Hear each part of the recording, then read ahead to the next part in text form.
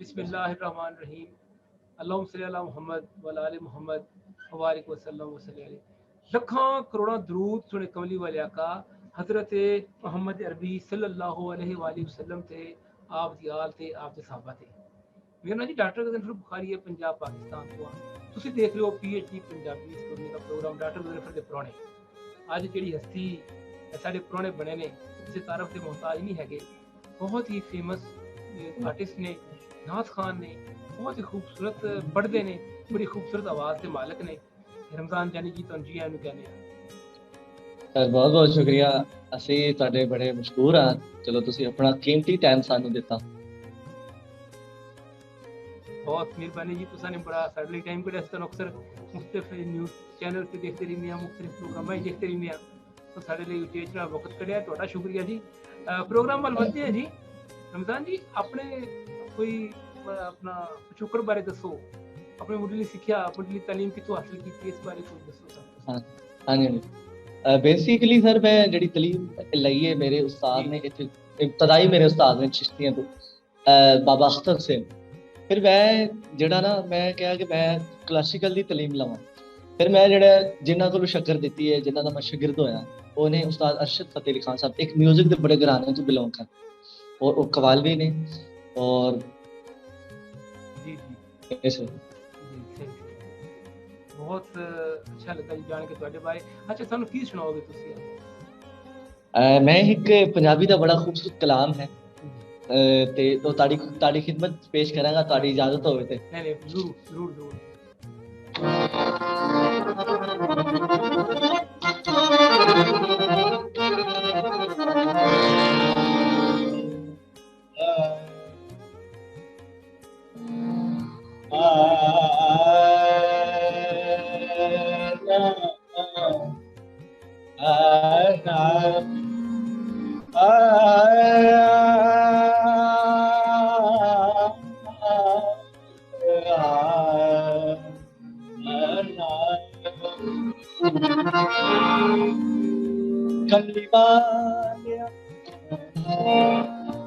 कमली वाले तेरे करम बाजू,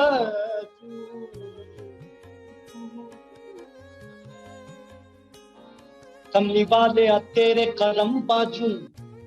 हुआ रहमतादा कभी खुलता ही नहीं। तेरी गली ते खारा विच मजा जेड़ा मजायो फिर दोस्त ते फुलदा ही नहीं।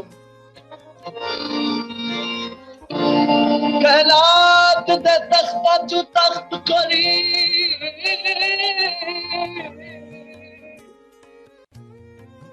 तेरी पाक चटान ते तुलदा ही नहीं। तख्त की सरदार अर्शे आज़म, तेरे जोड़ दी खाक दे मुलदा ही नहीं।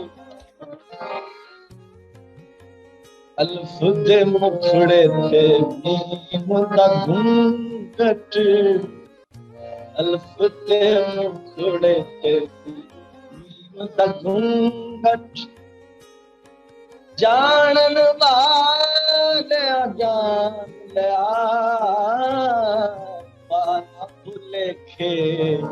आना बशरी दे, पाना भुलेखे आना बशरी दे। तैनू आशिका ने पहचान लिया, अल्फ ते मुखड़े ते घूंघट, नीम दे घुंड विच अल्फ नजारा, टुकड़ा ना महबूबा, सच्चियां गल्लां करन तू आशिक, टुकड़ा ना महबूबा, अर्श तसी अज फर्श तैयारे, अर्श तसी अज फर्श तैयार। तायूं बदल मकाम लिया पाना भुलेखे आना बशरी दे पाना भुलेखे, आना बशरी दे तैनू आशिकां ने पहचान लिया।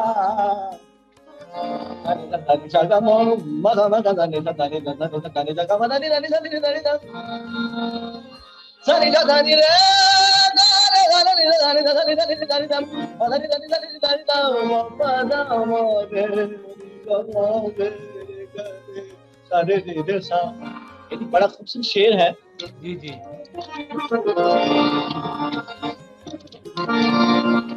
लोकी कहते अर्श परी ते पण मेहमान आए, कौन मेहमान ते की समझाए, घर वाला घर अपने आया, घर वाला घर अपने आया, लोका समझ मेहमान लिया, अल्फ दे मुखड़े ते जानन वाले जान लिया, आना भुलेखे आना बशरी दे तैनू आशिकां ने पहचान लिया, अल्फ दे मुखड़े ते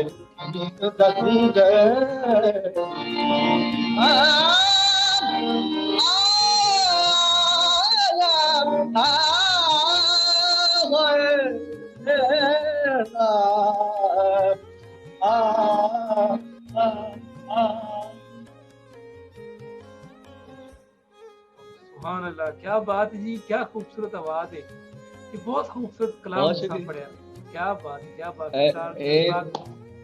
हजरत मोहम्मद अरबी सल्लल्लाहु अलैहि वसल्लम की मदद सराई दी, सुभान अल्लाह, बहुत बड़ी गल है जी। बस जी साडी ते ਇਹ औकात ही नहीं कि ਅਸੀਂ ਉਸ ਸੋਹਣੇ ਨਬੀ ਦੀ ਤਾਰੀਫ ਕਰ ਸਕੀਏ, ਬਸ ਟੁੱਟੇ ਫੁੱਟੇ ਅਲਫਾਜ਼ ਨੇ कि वो हजूर अपनी कबूल करें, कबूल फरमा लें सरकार। अल्लाह पाक करमवाली फरमाए। अच्छा रमजान जी, हजूर किबला आलम सरकार रज़ी अल्लाह तआला अन्हु जो तुसी शहर दियो, ਉਹਨਾਂ ਦੀ जी जी मदद ਦੇ ਵਿੱਚ ਕੋਈ ਦੋ ਸ਼ੇਰ ਸਾਨੂੰ ਸੁਣਾਓ। हाँ जी हाँ जी जी, एक पंजाबी ਦਾ ਹੀ ਉਹਨਾਂ ਦੀ ਤਾਰੀਫ 'ਚ ਲਿਖਿਆ ਹੋਇਆ ਕਲਾਮ ਹੈ। जी जी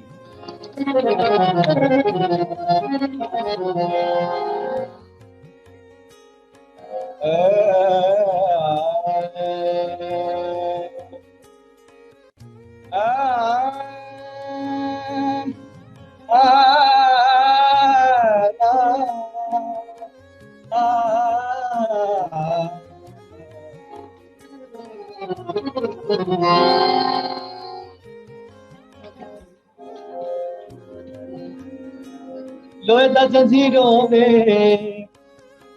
ओ नी रुल सकदा, जेदा ख्वाजा नूर मोहम्मद जया पीरो, ख्वाजा मैं तेरे दर ते आया, ख्वाजा मैं तेरे दर ते आया, आके तेनू अर्ज़ा में पाया, आज मेरी झोली विच खैर तू, आजा मैं तेरे दर ते आया, आके तेनू अर्ज़ा में पाया, आज मेरी झोली विच खैर तू, आजा मैं तेरे दर ते आया, डाढा लजपाल तू रखदा ख्याल तू,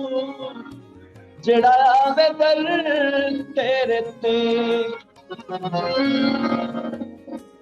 डाढा लजपाल तू रखदा ख्याल तू, जेड़ा आवे दर तेरे ते, नूर मोहम्मद सोना गल नाल कर दे करम मेरे पे, कर दे करम मेरे ते मैं भी जो मंगल आया आज मेरी झोली विच खैर तू आजा मैं तेरे दर ते आया आके तेन अर्ज़ा में पाया आज मेरी झोली विच खैर तू आजा मैं तेरे दर ते आया सारे गमा बदा मनी दा बदा बदा बम गमा बदा नी नी नी नी दा नी दा नी दा नी दा नी दा नी दा मोला गमा गले गमा गमा बदा बदा नी दा नी दा बदा बदा बम गमा दा बदा बदा बदा बदा गमा बदा गमा गले गले दा नी गमा